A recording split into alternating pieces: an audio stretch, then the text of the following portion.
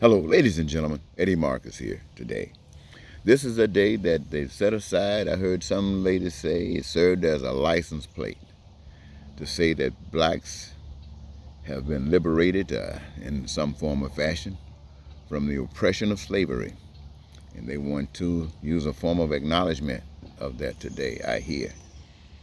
That might mean a lot of stuff to a lot of people, but it reminds me of tomorrow, which is Father's Day. Well, I've heard someplace that they should call no man father, but the true Father. I heard somewhere someone says that you should love the Lord thy God, the true Father, with all your heart, your body, your soul, and your mind. All brothers, I heard that this was the greatest commandment.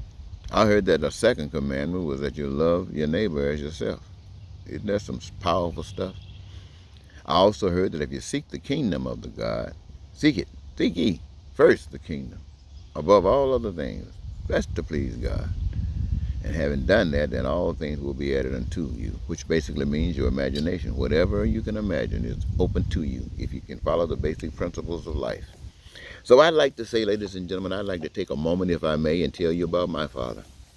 My mother was a young kid who didn't listen to her parents. You know how the parents tell the daughters, girl, when you go out there in that world, don't you do this and don't you do that. And you know how kids are. They just can't wait to do what you say don't do, especially if they think you're doing it too.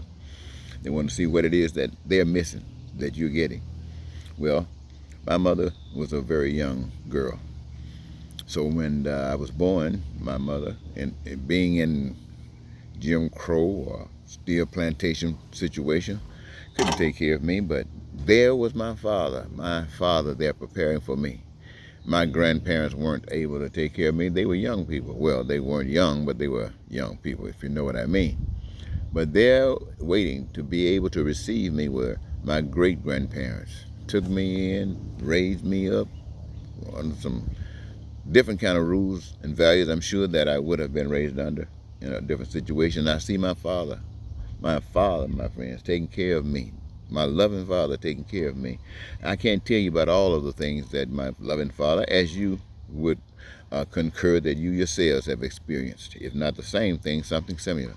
But one thing is most major. When you go out and you take your life and you take it for granted, you just have no control and maybe throw yourself into a river of trouble, and then by a miracle, that Father that loves you delivers you from that. Then you come out of that situation, you understand, like you've never understood before, that there's power that you can't see, that there's power that you can't touch, you can't feel, but the evidence of that power is always there. Then you begin to understand the existence of the earth. I do. But my Father is showing it to me. The existence of all my human brothers and sisters, humanity as is required of us.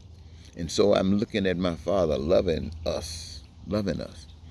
And my Father convinces me that I should have the desires of my heart, that the world is actually mine. Well, when I say mine, I'm talking about it is an expression of the Father.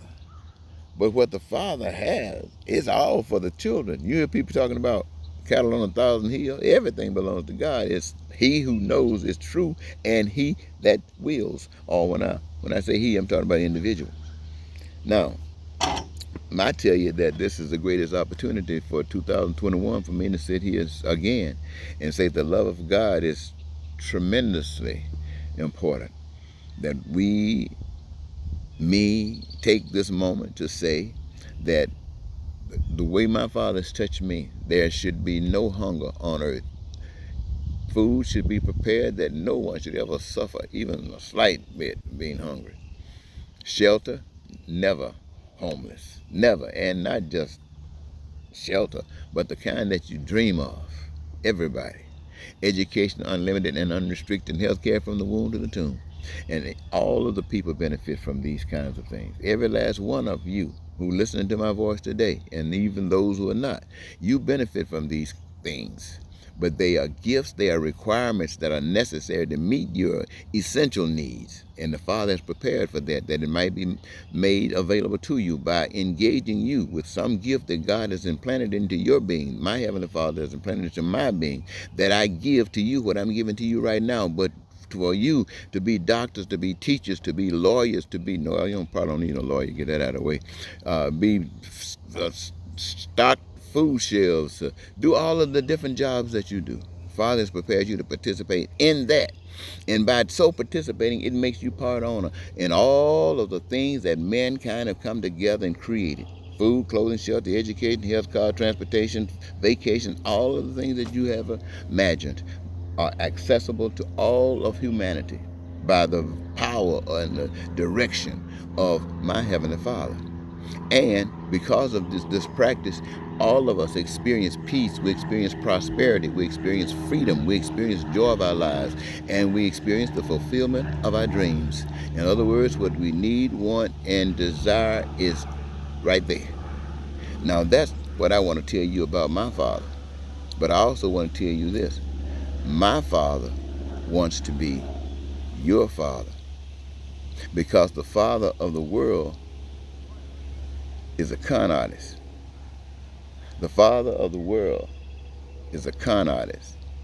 Rather than love and be one to one another and enjoy life, they require money. And in order to get that money, you got to separate yourselves from that philosophy that I just shared with you. You got to think about that me philosophy, because it's a dog-eat-dog world now.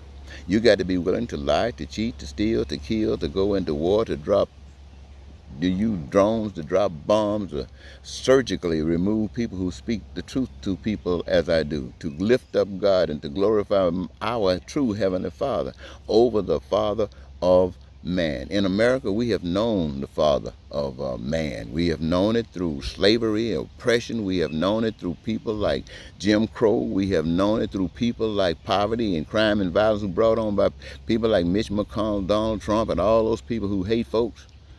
See, that's the world. That's the father of the world.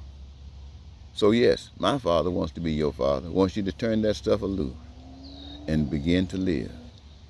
I want to thank you so very much, ladies and gentlemen. The sun is going down right now, but it sure cranked my eyes up a little bit. So if they look funny, they're mine, and I spoke through my mouth. So listen to my words. I love you. Until next time, Eddie Marcus say goodbye.